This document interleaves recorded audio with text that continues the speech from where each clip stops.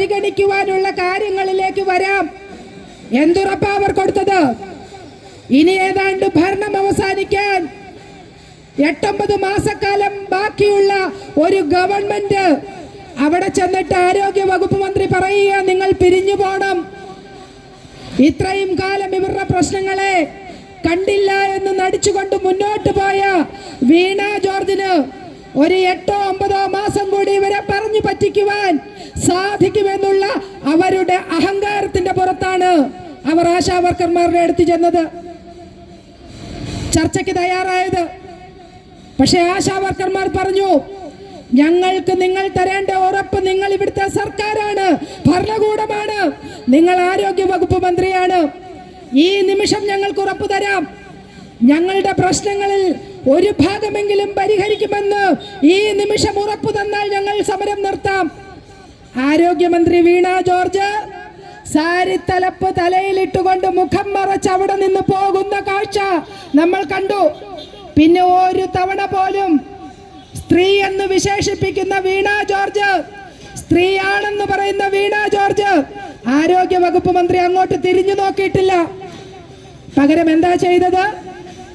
കഴിഞ്ഞ ദിവസം നമ്മൾ കണ്ടു, കൊടിയ മഴയത്ത് രാത്രി 2 മണിയോടുകൂടി ആരംഭിച്ച മഴ, ആ കൊടിയ മഴയത്ത് കയ്യിൽ കിട്ടിയ ടാർപോളിൻ വെച്ചുകൊണ്ട് അവിടെ ഒരു പന്തൽ ഒരുക്കി അതിന്റെ അടിയിൽ മഴ കൊള്ളാതിരിക്കുവാനായി ആ അമ്മമാർ, ആശമാർ ശ്രമിച്ചു.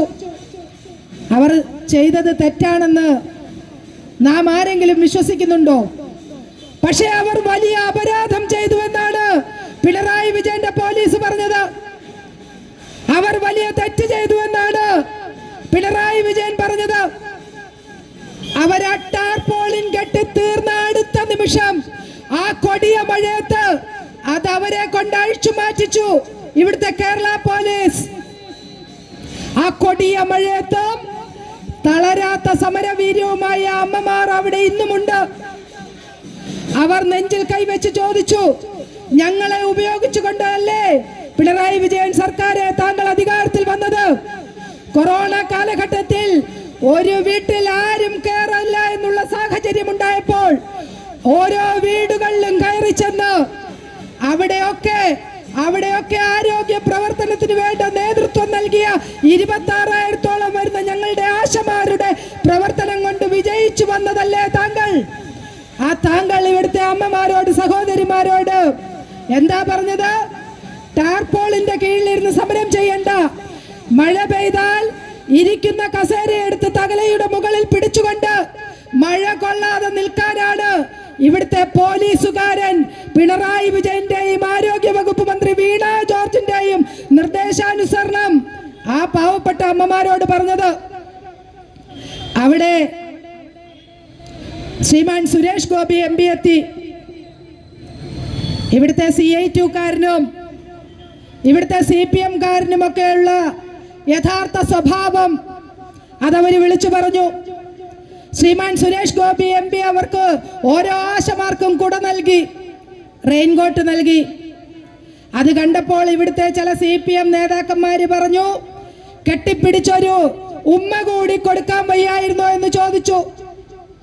നമ്മൾ കണ്ടിട്ടുണ്ട് ഈ എറണാകുളം ജില്ലയിൽ ഗോപി കോട്ടമുറിക്കൽ എന്ന് പറയുന്ന ഒരു വലിയ നേതാവിനെ നമ്മൾ കണ്ടിട്ടുണ്ടല്ലേ. ഗോപി കോട്ടമുറിക്കല് അങ്ങനെ കെട്ടിപ്പിടിച്ച് ഉമ്മ കൊടുക്കാൻ പോയതിന്റെ ഭാഗമായിട്ട് പാർട്ടിയിൽ നിന്ന് സസ്പെൻഡ് ചെയ്യപ്പെട്ട് മാറി നിൽക്കേണ്ട സാഹചര്യം ഈ എറണാകുളത്ത് നമ്മൾ കണ്ടിട്ടുണ്ട്.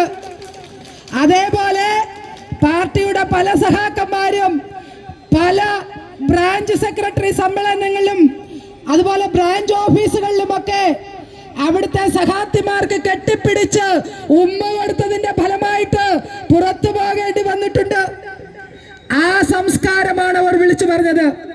സുരേഷ് ഗോപി ഇവിടുത്തെ അമ്മമാർക്ക്, ആശമാർക്ക് ഓരോ കുടയും റെയിൻകോട്ടും കൊടുത്തപ്പോൾ ഓരോ ഉമ്മ കൂടി കൊടുക്കാൻ വയ്യായിരുന്നോ എന്ന് ഇവിടുത്തെ CI2-കാരനും CPM-കാരനും പറഞ്ഞുവെങ്കിൽ അതിവിടുത്തെ കമ്മ്യൂണിസ്റ്റ് പാർട്ടിയുടെ CPM-ന്റെ തറ രാഷ്ട്രീയം, തറ സംസ്കാരം അതല്ലേ പറയാൻ പറ്റൂ. ആ 100 കണക്കിന് അമ്മമാർ അവിടെ ഈ വെയിൽ കൊണ്ട്, ഈ മഴയത്ത് ഒക്കെ ഇരിക്കുമ്പോൾ അവരെ കീടങ്ങളെന്ന് വിളിച്ചു വരെ അപഹസിക്കുന്ന ശ്രീമാൻ പിണറായി വിജയൻ സർക്കാരിന്റെ നേതാക്കൾ, അവർക്കതേ ചെയ്യാൻ സാധിക്കൂ. ഇവിടെ ഒരു കൾച്ചറൽ കമ്മ്യൂണിസം ഇങ്ങനെ പരിലസിച്ചു കൊണ്ടിരിക്കുക അല്ലേ? കൾച്ചറൽ കമ്മ്യൂണിസം നമുക്കറിയാം. കൾച്ചറൽ കമ്മ്യൂണിസത്തിന്റെ ഭാഗമായിട്ടാണ് താലി പൊട്ടിക്കലും ചുംബന സമരവും ഒക്കെ നടന്നത്. ആ ചുംബന സമരം നടത്തിയതിന് മുൻനിരയിൽ നിന്നത് സഹാക്കന്മാരാണെന്ന് നമുക്കറിയാം. ആ താലി പൊട്ടിക്കൽ സമരത്തിന്റെ മുൻനിരയിൽ നിന്നത് സഹാക്കന്മാരാണെന്ന് നമുക്കറിയാം. അങ്ങനെ ഒരു കൾച്ചറൽ കമ്മ്യൂണിസം ഇന്ന് കേരളത്തെ പിടികൂടിയിരിക്കുന്നു.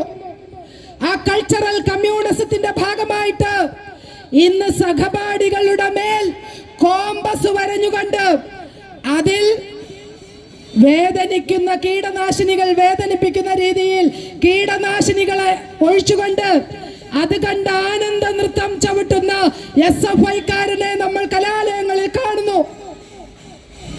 സിദ്ധാർത്ഥ് എന്ന് പറയുന്ന ഒരു പാവപ്പെട്ട വിദ്യാർത്ഥിയെ തല്ലിക്കൊന്ന് കെട്ടിത്തൂക്കിയതിനു ശേഷം ഈ കാബാലികന്മാരുടെ ഈ കൾച്ചറൽ സോഷ്യലിസം അവസാനിക്കുമെന്ന് നമ്മൾ വിചാരിച്ചു. പക്ഷേ നമ്മൾ കുറച്ച് ദിവസങ്ങൾക്ക് മുമ്പ് കോട്ടയം നഴ്സിംഗ് കോളേജിൽ കണ്ടു, സ്വന്തം സഹപാഠിയുടെ ശരീരത്തിൽ കോമ്പസ് കൊണ്ട് വരഞ്ഞ് അതിൽ കീടനാശിനി ഒഴിച്ച് ആനന്ദിക്കുന്ന SFI നേതാക്കന്മാരെ. SFI-കാരെ എന്ന് പറഞ്ഞ് നമ്മൾ കുറയ്ക്കരുത്. SFI നേതാക്കന്മാരെ നമ്മൾ കണ്ടു.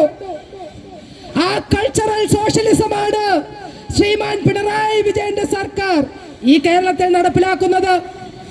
ആ കൾച്ചറൽ സോഷ്യലിസത്തിന്റെ ഫലമായിട്ടാണ് ഇന്ന് കുഞ്ഞുങ്ങൾ നഞ്ചക്കെടുത്ത് സ്വന്തം കൂട്ടുകാരന്റെ തലക്കടിച്ച് അവനെ കൊല്ലുന്നത്.